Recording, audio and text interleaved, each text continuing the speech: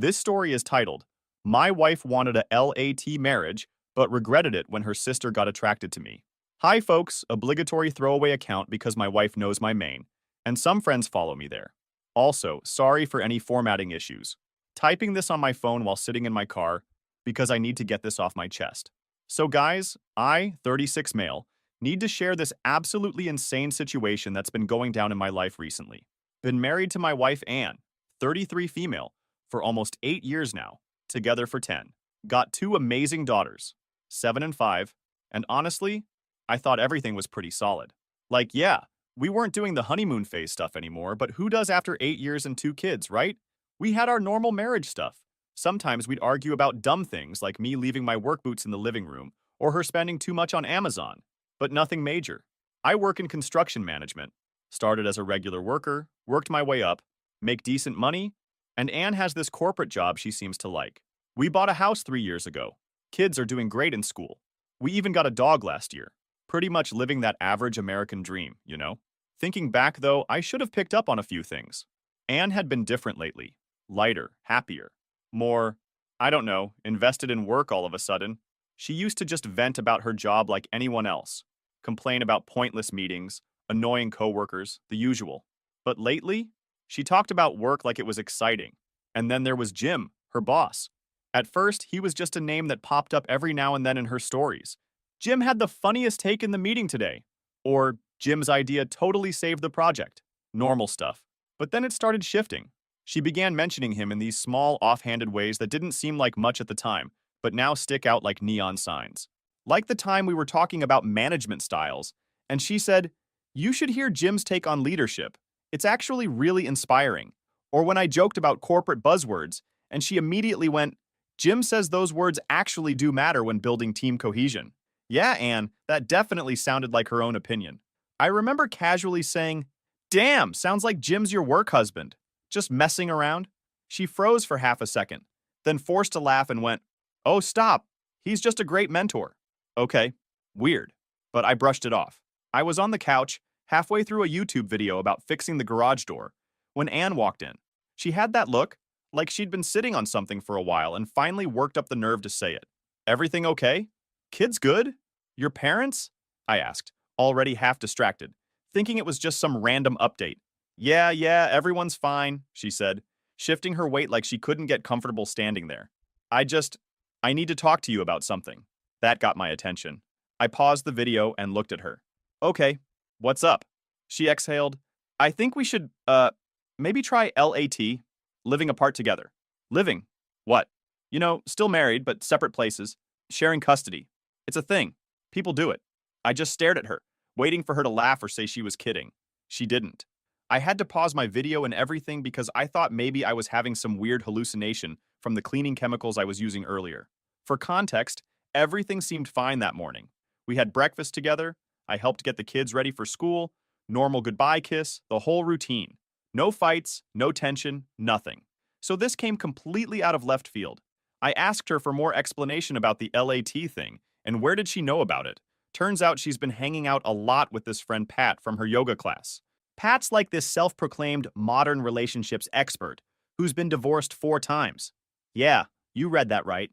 And somehow she thinks this makes her qualified to give marriage advice? Like, wouldn't that make her an expert in how to fail at marriage? I tried to stay calm though, proud of myself for that TBH. Took a deep breath, put my phone down, and tried to have an actual adult conversation about this. Asked her what brought this on, if I'd done something wrong, if there were problems I didn't know about. You know, trying to be that mature husband who communicates and stuff. But guys, her response was wild. She just sat there like she was talking about changing our internet provider or something. Said she needed space and time for personal growth. Started throwing around all these buzzwords that honestly sounded straight out of some self-help book Pat probably gave her. Kept talking about how LAT relationships are the future of marriage and how all these European couples are doing it. Because apparently what works in Sweden should definitely work in suburban Ohio. The part that really got me? She had the nerve to say we could always go back to living together if it doesn't work out. Like this was just some trial run of a new Netflix show we could cancel if we didn't like it. Not, you know, our actual marriage and family. The whole time she's talking, I'm just sitting there thinking about our kids. Like, how do you explain to a 7-year-old that mommy and daddy are still married, but don't want to live together anymore. Make it make sense. That night, I couldn't sleep. My brain wouldn't shut up. Anne had never been the type to entertain ideas like this. Even when the whole open marriage thing came up in conversations, usually as a joke, she always shut it down. Said it was too much, not for her. She used to roll her eyes at couples who tried those modern arrangements. So, what changed? Was I not giving her what she wanted? Had I missed something? I kept replaying our last few months together, trying to find the moment things shifted. But I'm sure she was happy. She'd been lighter, more, I don't know, energized lately. And if I had to pinpoint when that started, it was around the time she got close to her new friend, Pete. Since then, it was like I was living with a different version of Anne. So after Anne dropped the whole LAT bomb on me, I did what any reasonable person would do, spent half the night Googling everything I could about LAT relationships while stress-eating the kids' leftover Halloween candy. And let me tell you, what I found was interesting. Turns out this LAT thing isn't completely crazy. Some people actually make it work. But here's the thing. It's usually older couples who already have grown kids, or people who work in different cities. Not couples with two young kids in elementary school who live in the same suburb. Red flag number 427, am I right? But I decided to play along. You know that saying about giving someone enough rope? Yeah, that's what I was thinking. So the next morning, I sat down with Anne and was like, okay, let's talk about how this would actually work. Had my laptop out, Google Docs open, ready to take notes like this was some business meeting. The look on her face when I started talking about formal custody arrangements? Priceless. Pretty sure she thought this would be more like a casual, you do your thing, I do mine situation. Me. So we'll need to figure out a proper custody schedule. I'm thinking week on, week off, or maybe 2-2-3, and we'll need to set up clear rules about holidays and birthdays. Her, surprised Pikachu face. Me. Oh, and we should probably get lawyers involved to make everything official.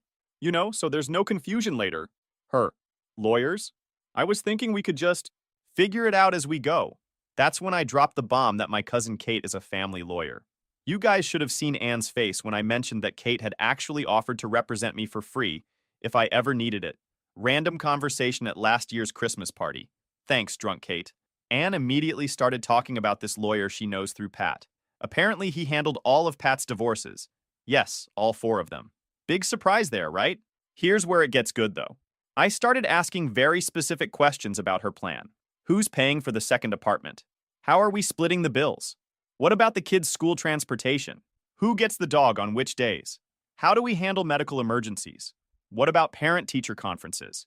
Who's responsible for extracurriculars? With each question, she looked more and more uncomfortable. Pretty sure this isn't how Pat told her it would go. The best part? I pulled out this spreadsheet I made at 3 a.m., showing exactly how much everything would cost when we're maintaining 2 households instead of 1. Rent, utilities, groceries, insurance, the whole 9 yards. Even included a column for dating expenses. Because hey, if we're living apart, might as well be realistic about everything, right?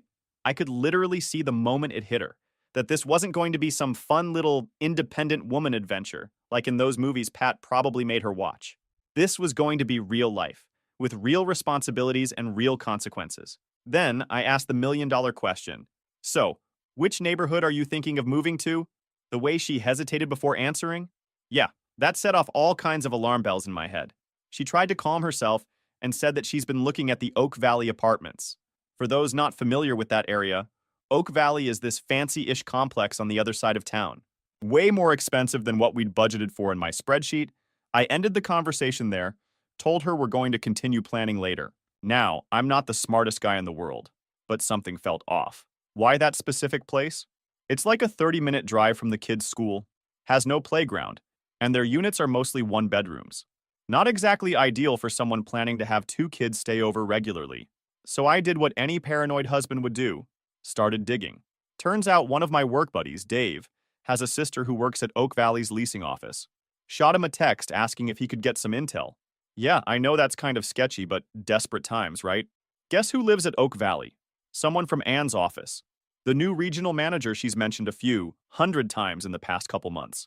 Mr. Oh, he's just really passionate about corporate synergy. Himself. But I thought she was jealous of him living in that neighborhood, and wanted to try it too. But here's what threw me off. When I brought up setting up the kids' rooms in her new place, Anne got super weird about it. Started saying stuff like, maybe we should wait until I'm settled in, and the girls might be confused at first. Then dropped this gem. Maybe they should just stay with you most of the time until everything's figured out. Right. Because nothing says good mother like voluntarily seeing your kids less, so you can live in a one-bedroom apartment near your totally just a coworker boss. I didn't confront her about Jim right away, though. I wanted to gather more info first, so I reached out to her sister Liz. Now, Liz and I have always gotten along, maybe a little too well if I'm being honest. Ever since her divorce last year, she's been a bit flirty. Nothing over the top, but enough to notice. She even straight up told me once, "You know, if my sister didn't have you first," I just laughed it off, never encouraged it. Because, well, marriage. Liz was shocked about the whole LAT thing, but then she started putting pieces together. Apparently, Anne had been asking her all these hypothetical questions lately. How long should you wait to date after separation? Is it weird to date someone from work? And my personal favorite, how do you tell the kids you're seeing someone new? Then she told me Anne had been specifically asking about Jim's schedule, which floor he lived on, whether he had a girlfriend, basically everything except his blood type and social security number. Apparently, she thought she was being subtle. I wanted to throw up. All these years together, and now she comes to me with some trendy new term like it's a damn life hack? Like our marriage is just some experiment she read about in a self-help book? I spent the whole night in the garage, pretending to fix things. In reality, I was beating the hell out of my punching bag, fists throbbing, jaw clenched so hard my teeth hurt. Every time I thought about her sitting me down like that. So casual, so decided, I saw red. Later, I found out that while I was out there trying to keep myself from losing it, Anne was inside on the phone with Pat for 2 hours, probably getting more expert advice on how to tear down a marriage in record time. I knew everything is done between us, and the trust was already shattered, but I had to play on my own terms. The next morning, I started looking at apartments myself, but I started checking out places near where Liz lives, which is in the complete opposite direction from Oak Valley. I brought it to Anne casually. "So, I started looking at apartments," I said, scrolling on my phone. Anne barely looked up from her coffee. "Oh, okay. Where?" "Couple places near Liz's neighborhood," I said, keeping my voice even. That got her attention. Her head snapped up. "Wait, what? That's the opposite direction from Oak Valley?" "Yep." I took a sip of my coffee. Her forehead creased. "But that's not fair to the kids. If we live too far apart, it's going to be hard on them." I set my cup down and just stared at her. "Oh, now we're thinking about what's fair to the kids." She blinked, like she didn't expect me to push back. The audacity of this woman, I swear. She opened her mouth, shut it, then let out this annoyed sigh. "That's not what I meant. You're just being difficult on purpose." I leaned back in my chair, let out a short laugh, and shook my head. "Oh no, Anne. I'm enjoying this. A lot." Her eyes narrowed. "What's that supposed to mean?" I didn't respond, just brushed over her and walked away. And then, just when I thought I couldn't be more pissed off, Anne went and proved me wrong. That evening, I overheard her on the phone. Wasn't even trying to eavesdrop. Just walked past the bedroom and heard her talking way too casually about something that made my blood boil. "Yeah, I think it'll be good for us," she was saying. "Gives me a chance to reset. Focus on myself, you know? And honestly, I think Tom will come around once he sees how much easier things are this way. Less stress, less arguing. He might even end up preferring it." "Excuse me? Preferring it?" Then she laughed. Actually laughed. Like this whole thing was just some quirky little lifestyle shift and not a complete destruction of our family dynamic. I stood there for a second, fists clenched, just absorbing the fact that she really thought I was just going to roll over and accept this. Like I was some clueless, passive idiot she could nudge into a situation that only benefited her. Then I decided it was time to drop my own little bob. And boy, did it work better than I expected. We were sitting in the kitchen going over more living apart together details. Anne was being all smug about how mature we were about everything. That's when I casually mentioned the Florida trip. For context, Anne has been obsessed with going to Florida since forever. Like, unhealthy levels of obsession. She follows all these Florida vacation accounts on Instagram, has a whole Pinterest board dedicated to Florida beaches, the works. But we never went because something always came up. Kids were too young, couldn't get time off work, money was tight, you know how it goes. So I'm sitting there, drinking my coffee, and just casually go, "Oh, by the way, I need your input on something. Should I try to get a refund for the Florida tickets or just change the names?" You guys, the way her head snapped up, pretty sure she gave herself whiplash. "What Florida tickets?" she asks, trying and failing to sound casual. That's when I told her about the surprise vacation I'd booked for our upcoming anniversary. 7 days, beachfront hotel, all the works. Even arranged for her parents to watch the kids. They don't know about the LAT situation yet. That's a whole other nightmare waiting to happen. The look on her face was priceless. First excitement, then confusion, then this weird mix of hope and panic. Like a kid who just found out they're going to Disney World, but also remembered they're grounded. You, you planned a Florida trip? For us? She practically whispered. Well, I planned it for us when we were still in us, I said. But since you want to do this LAT thing, I figured you might want to take someone else instead. The tickets are paid for, non-refundable. Would be a shame to waste them. She started backpedaling so fast I thought she might actually start moonwalking. Maybe we should wait on the LAT thing, she says. We could use this trip to reconnect. That's when I dropped the second bomb. Actually, I already called the travel agent and had your ticket changed to be transferable. You can take whoever you want. Maybe Jim would enjoy a beach vacation? The color drained from her face, like went ghost white. Started stammering about how Jim was just a coworker and asking why would I even suggest that. I just shrugged and said, well, since you're planning to move into his apartment building, I figured you guys must be close. Then got up to get more coffee like I hadn't just nuked our entire conversation. She followed me around the kitchen trying to explain that I had it all wrong, that Oak Valley just happened to be a nice complex, that Jim living there was just a coincidence. Then she hit me with this. How do you even know Jim lives there? Have you been checking up on me? So I just looked at her and said, interesting that you're more concerned about how I know where Jim lives than about the fact that you were planning to move in near him without telling me. She didn't say anything, but I could see her eyes watering, and she was about to break down before she stormed off. I just stood there, feeling nothing but disgust. After the whole Florida tickets thing, I thought maybe Anne would come clean about everything. Silly me, right? Instead, she went into full damage control mode. But not the kind where you actually fix things. More like the kind where you try to gaslight everyone into thinking you're the victim. First, she went running to Pat, because of course she did. They had this 3-hour phone call, where I could hear Anne crying through the walls about how I was emotionally manipulating her by checks notes, exposing her plan to abandon her kids to live near her boss. The mental gymnastics these two do should qualify them for the Olympics, I swear. But here's where it gets interesting. Remember my work buddy Dave, whose sister works at Oak Valley? Well, turns out Jim's been doing some shady stuff too. According to office gossip, bless those receptionists and their love for drama, Jim's been bragging to his work buddies about this hot mom from accounting who's totally into him. Guess who works in accounting? The best part though? Jim has a girlfriend. A serious girlfriend. Like, they're picking out rings, serious. And she has no idea about any of this. Found that out from Dave's sister who processed their rental renewal last month. They're living together at Oak Valley. So now I'm sitting on this bomb of information, trying to decide what to do with it. Part of me wants to blow everything up. Tell Jim's girlfriend, tell HR, tell everyone. But the smarter part of me sounds suspiciously like Cousin Kate, the lawyer, says to keep collecting evidence and stay calm. Speaking of my lawyer, Kate, she came through like a champ, pulled some legal strings and got a copy of Anne's rental application for Oak Valley. She listed herself as single on the application. Not separated, not married, single. And put down Jim as her emergency contact instead of, her husband or her kid's father. Meanwhile, Anne's still trying to play both sides. One minute she's all, let's work on our marriage. And the next she's texting Jim. Yeah, I saw the notifications pop up on her iPad. She really should change her password from our anniversary date. It's like watching someone try to juggle with no hand-eye coordination. Then there's the Liz situation. After the Florida tickets drama, she's been texting me more often, checking how I'm holding up.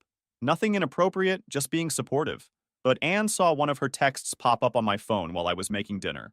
Hope you're hanging in there. Let me know if you need to talk. And flipped. Out. The conversation went something like this. Anne, why is my sister texting you? Me. Because unlike some people, she actually cares about her family. Anne, she's always had a thing for you. I bet you two are loving this. Me. Interesting how you're more worried about your sister texting me than about Jim's girlfriend finding out about your apartment plans. Anne, Jim has nothing to do with this. And what girlfriend? She completely lost it. Like full-on breakdown mode. She started pacing around the kitchen, running her hands through her hair, muttering about how this wasn't supposed to happen this way. Then she just crumpled, literally slid down against the kitchen cabinet onto the floor and started sobbing.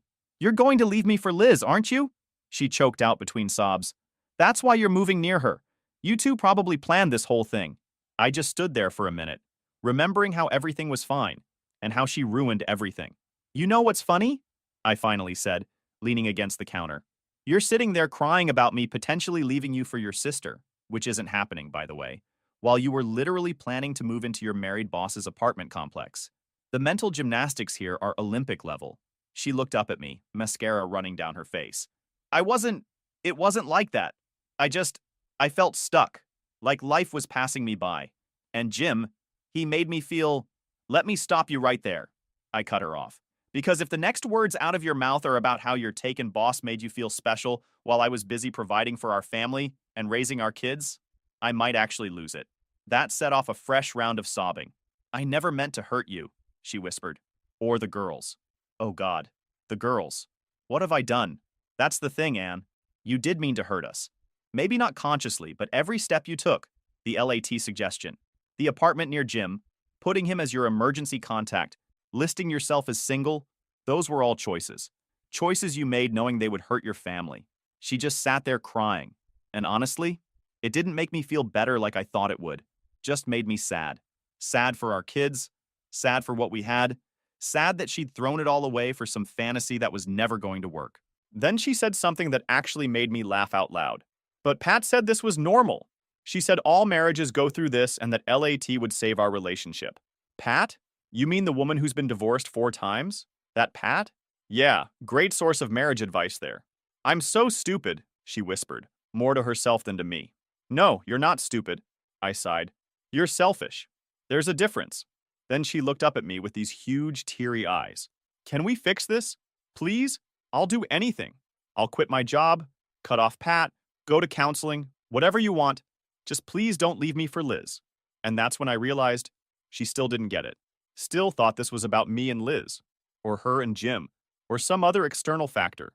Couldn't see that she'd broken something fundamental in our marriage the moment she decided to plan a whole secret life without me or our kids in it. I'm going to stay at Liz's tonight, I said, grabbing my keys. Not because anything's happening there, but because I need space to think how we are going to end this. And honestly, looking at you right now just hurts too much. Left her sitting there on the kitchen floor. Could hear her crying as I walked out, but didn't look back. Got in my truck and just drove. I stayed at Liz's for 3 days. Spare room before anyone asks. Needed time to clear my head and figure out next steps. Plus, cousin Kate, the lawyer, wanted to get all our ducks in a row before the big family meeting. We decided it was time for everyone to know everything. Set it up at Anne's parents' house. Figured neutral territory would be best. Plus, they deserved to know why their grandkids' lives were about to change. Anne tried to get out of it. Said she was too emotional to handle it. Told her she could either come voluntarily, or I'd have Kate start the divorce proceedings without her input. She showed up. Walking in was surreal. Her mom had made coffee and put out those cookies she always makes for family meetings. Like this was just another Sunday visit, not the day their daughter's marriage imploded. Kate brought copies of everything. The Oak Valley application where Anne listed herself as single, screenshots of text conversations between her and Jim, yeah, got those from her iPad, bank statements showing she'd been moving money to a separate account, everything. Laid it all out on their dining room table like some twisted timeline of betrayal. Anne's mom started crying when she saw the rental application. Her dad just sat there, getting quieter and quieter as Kate went through everything. The only sound was Anne's occasional sniffling and her mom's muffled sobs. Then we got to the custody plan. That's when Anne finally spoke up. I want joint custody, she said quietly. Her dad actually laughed, like a harsh, bitter laugh I'd never heard from him before. Joint custody? He said. After you tried to move into a 1-bedroom apartment and listed your boss as your emergency contact instead of your children's father. That's rich, honey. Anne started with the waterworks again. I wasn't thinking clearly, Pat said. If you mention Pat one more time, her mom actually shouted. Never heard her raise her voice before. Ever. Kate stepped in then, all professional. Given the documented evidence of attempted abandonment and the clear prioritization of a potential affair over childcare, we'll be pushing for primary custody with Tom, me, with supervised visitation for Anne until she completes counseling and demonstrates stability. The way Anne's face crumpled when Kate said, supervised visitation, man, that hit hard. Like reality finally caught up with her fantasy. Her dad turned to me. The girls? Do they know? Not yet, I said. I wanted to handle this part first. They're with my parents today. Then we had to figure out the logistics. Kate had drafted a separation agreement that was more than fair. I'd keep the house. Mortgage is in my name anyway. Anne would move in with her parents temporarily. Standard custody arrangement once she completes counseling. Even put in a clause about no overnight guests of the opposite sex during visitation. Yeah, that was aimed at Jim. Anne tried to argue about some points, but her own parents shut her down. Her dad actually said, "You lost the right to negotiate when you tried to abandon your children for a man who's about to be engaged to someone else. Watching your in-laws side with you over their own daughter? Not as satisfying as you'd think. Just sad." The meeting ended with Anne signing everything through tears. Her mom hugged me goodbye and whispered, "I'm so sorry." Her dad just looked defeated. Got home that night to an empty house. The girls were still at my parents', and everything felt too quiet. Found a note from Anne on the counter. Pages and pages of apologies, begging me to reconsider, saying she'd do anything to fix this. At that point, I didn't feel anything. I just felt empty. It's been 2 months now. The divorce is final. Anne moved back in with her parents after the gym situation blew up spectacularly. More on that in a minute. The girls are adjusting better than expected. Turns out kids are pretty smart about figuring out who actually puts them first. So here's what happened with Jim. Remember his girlfriend? Yeah, she was not happy when she found out about Anne.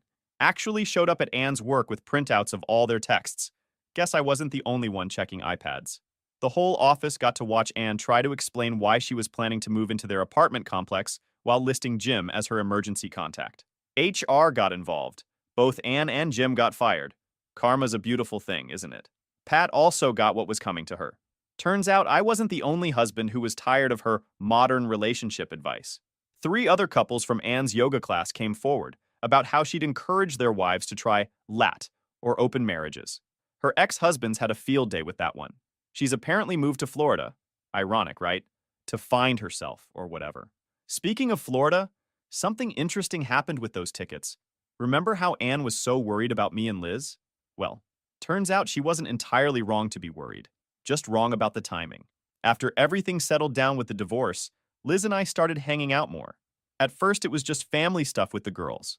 They've always loved their aunt, and having her around made the transition easier.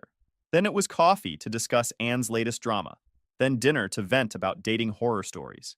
You know how these things go. One night, after putting the girls to bed, Liz and I were sitting on my back porch talking about those Florida tickets. She joked about how Anne always thought something was going on between us back then. We laughed about it, and then, well, sometimes the universe has a sick sense of humor. Yeah, we're dating now. No, we didn't plan it. Yes, we know it's messy. But after watching Anne try to blow up our family for some married guy who didn't even want her, it was kind of refreshing to realize I had feelings for someone who already loved my kids and understood what family means. When Anne found out, holy shit, DEFCON 1 level meltdown.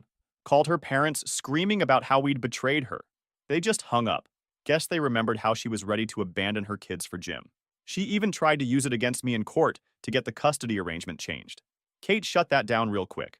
Pointed out that dating your ex's sister isn't quite the same as trying to move in with your married boss while listing yourself as single. The custody arrangement is working out great. I've got primary custody. Anne gets supervised visits. Thanks to all that documented evidence of her trying to abandon the kids for her married boss. She's in therapy now. Actual therapy, not Pat's wine and wine sessions. And honestly, not my problem anymore. The girls are actually thriving. Turns out having their aunt become their almost stepmom isn't as weird for them as we worried it would be. They just think it's cool that Aunt Liz is around more. Plus, they've got someone in their life who actually shows up for them, helps with homework, comes to their events, and hasn't once suggested moving away for personal growth. Oh, and that college fund Anne tried to access for her Oak Valley deposit? Her parents transferred it to an account for the girl's actual college education. They still barely speak to her, but they come over for Sunday dinners with me, Liz, and the kids every week. Took them a minute to adjust to the new dynamic, but I think they're just happy their grandkids have stability. Life's funny sometimes. A year ago, I thought my world was ending when Anne suggested this LAT nonsense. Now, I've got my kids, a great job, business is booming, and somehow ended up with someone who's been there all along, watching me be a good dad and husband while her sister took it all for granted. Anne still tries to manipulate her way back in occasionally. Last week, she left a tearful voicemail about how she's changed and realizes what she lost. I just forwarded it to Kate for the custody file and took Liz and the girls out for ice cream. The irony of her being so worried about me and Liz back then only to end up making it happen herself? Chef's kiss. Sometimes the trash takes itself out, you know? Edit. Thanks for all the awards. But seriously, save your money, Liz and I are using those Florida tickets next month. Edit 2. For those asking. Yes. Jim's girlfriend got engaged. To his best friend. No.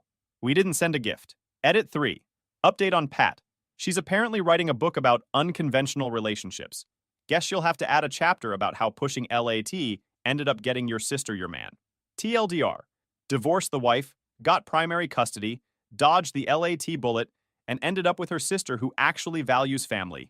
Life's good.